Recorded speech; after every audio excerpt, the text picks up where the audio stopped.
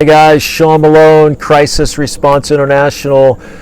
Wow, lots and lots going on. I wanted to just do a personal update to you guys, just kind of run through some of the things that are going on. I want to touch on Maui, a couple of testimonies from the ground there, Ukraine as well, and then Idalia as well, obviously coming in as a Cat 3 hurricane down in Florida. Just lots to update you guys on. So please watch to the end. I got some announcements throughout these testimonies and happenings, just so you guys can stay connected as well. So first and foremost, I do want to let you guys know that we have a brand new online training coming out really soon. We think it's going to be out in about another week. We're just working through some bugs and some tweaks and stuff. It's coming out on a completely brand new platform.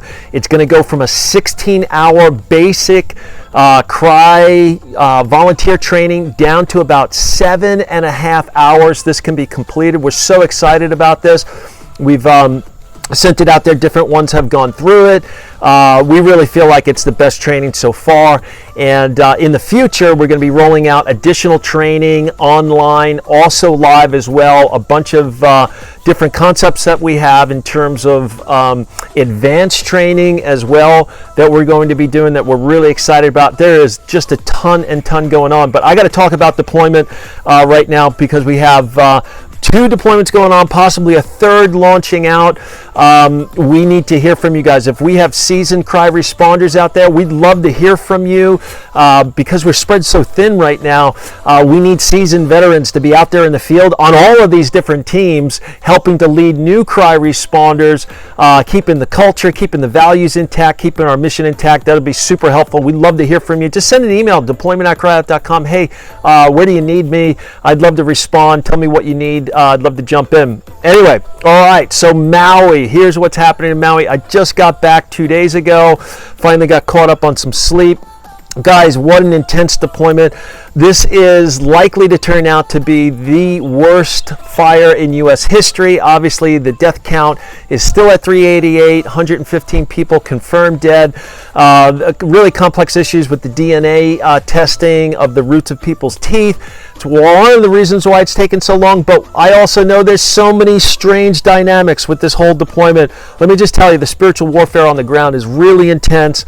Putting that all aside, really for now, guys, there's still huge need on the ground, and our teams are making such an incredible impact. We have had favor. There was a lot of hoops to jump through in the beginning, but we ended up getting favor with the police department. But let me just kind of give you the skinny on what's currently happening on the ground, what the needs are, what it looks like in terms of longevity of this deployment.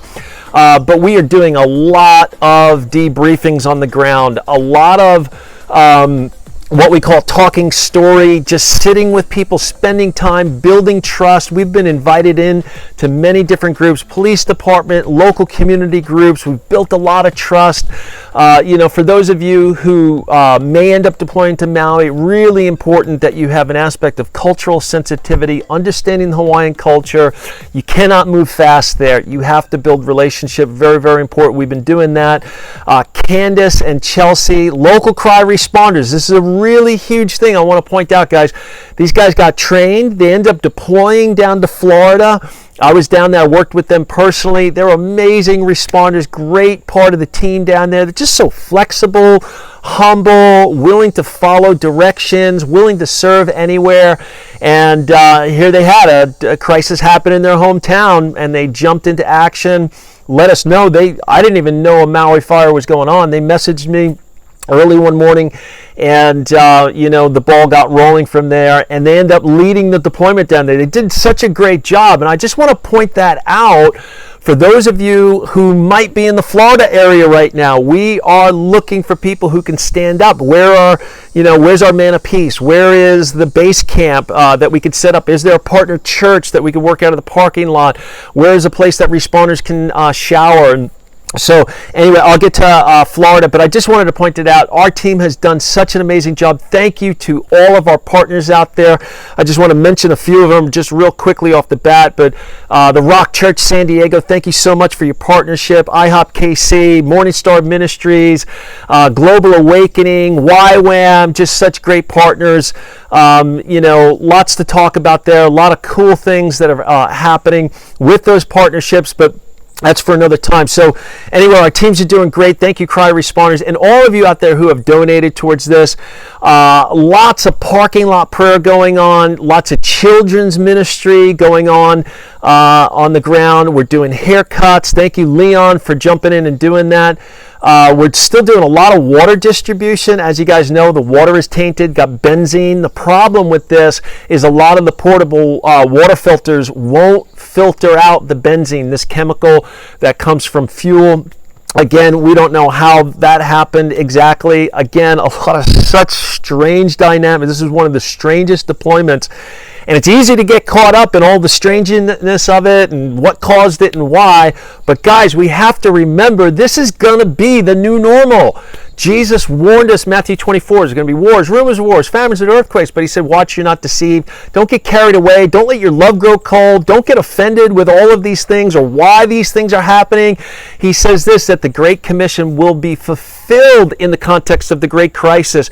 So let's make that the main thing of this. We'll figure out what's going on. I don't know. There's not much I can do about, whether it was laser beams that happened or, somebody started the fire, they're trying to steal the land. I don't know about that. I can pray about that, but I do know that there's desperate people that need help, and we're responding, and we need our videos shared. We need to raise money for this. We're running out of money to be able to help the people. There's desperate need, and this is going to be going on for a long time. So let's keep the main thing in the midst of this. So we started doing worship at our tent. That's going really well. We're giving away food to some people. We were intending on doing a block party in this one neighborhood right there next to the fire line, just to bring joy. Guys, we can bring joy and hope. We're hearing many reports of people thinking about committing suicide. Kids committing suicide is a terrible thing. And so, in the midst of such despair, we want to bring joy. We want to bring hope. We want to bring the gospel in the midst of this, but we need laborers, we need resources, we need money to be able to do it. So we can keep going as long as people volunteer and as long as the finances keep coming in. There's been a prayer request really for housing, to be able to continue to house teams. We need to move out of the location that we're in. We've been staying in somebody's home. And guys, as you know, this only lasts for so long. And again, it brings up this need for this mobile base camp. I'm going to put a link in the email that's going out and a link in this video just to show you the specs on this mobile modular base camp that CRI could make such good use out of immediately. You could throw it on an airplane in the cases, set it up, and responders can stay there, all the comforts of shower, HVAC, which is huge for responders who are out in the field working 16 hours a day. We could use it right now for Florida. We wouldn't have to wait around to find a base camp. All we need is a patch of dirt or a parking lot, and boom, we're up and going. We can get there quicker and stay longer. And so we're looking to fund this thing. Really huge deal. Be an absolute game changer. So we're still providing Starlink. Internet is still out in different areas. We don't understand why that's happening still. Some areas have power, some areas have internet, a lot of areas still don't. So that's a way that we're serving people. We're teaching locals how to make ash out boxes.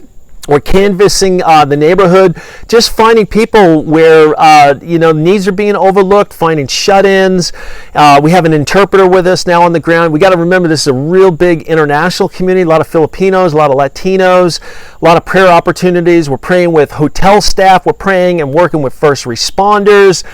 And so one of the things that I just did last night, we just purchased 30 high-quality whole house air purifiers. They're getting shipped over there. We'll be able to distribute those. A lot of open doors with doing chaplaincy. In local church settings as well. And, just yesterday I got this testimony from the team. They were at a local church, and this particular church had lost its building and lost many members. And anyway, there were a few salvations that happened there in that setting, but right at the end, one woman went into a seizure, and they said that she barely had a pulse, if any at all. And two of our responders who were medically trained, Cass and Leon, they were actually the only medics we had on site, jumped into action, and they quickly began to do the things that were necessary for her. And anyway, this woman, she came back, which was really interesting. And the way they described it, I mean, you could be the judge for this yourself, but they got her liquid IV, and then, but the other team members that were there, the woman's mouth was open, and the two of them reported that they saw the spirit of death come out of her mouth. Really wild. I don't know all of what that was, but guys, God is moving. He's with us. He's with our responders. He wants to touch the people of Hawaii. So cool. So awesome. It's just so great to have the right people in the right place at the right time. No limit on what we could see God do, right? And so anyway, that's what we're doing in Hawaii, what we're doing in Maui. Pray with us for housing to continue to open up. We have a lead on a couple of condos on the side of the island that we need to be in. Hopefully we'll get that confirmed today. If we're going to extend the deployment and another wave, we'll be letting you guys know that. Hopefully that information will be coming in today. Okay, Ukraine. I want to update you real quick on Ukraine. We have a team out there. They're on the front lines in Ukraine. They went out and visited Frontlines hospitals, doing a lot of ministry, visiting the wounded out there. There was one story of a woman, her whole house was destroyed. She was atheist. She found the Bible. There was actually a Bible in the house, and that was the only thing that wasn't destroyed. I mean, my goodness, what an opportunity to witness to somebody out of that story. Incredible. Also, other reports and pictures are coming in on our Telegram, on our Signal thread. The team is out in Frontlines communities, and you'll see these pictures of 30, 40, maybe 50, 60 people gathered, and they're boldly preaching the gospel. And this is the report: is every single person is raising their hand, receiving Jesus. Prayers, testimonies of words of knowledge going out, people getting healed, people getting touched. Oh my goodness, it's so cool. I'm going to try and throw together a video for you guys as well, so you can kind of see firsthand what's going on the ground. We got about 300 solar Bibles on the ground, about 1,500 SIM cards with the Bible on it that we're giving away, water filter solar chargers. We got IFAC kits out there, about 500 hats, 150 tracks.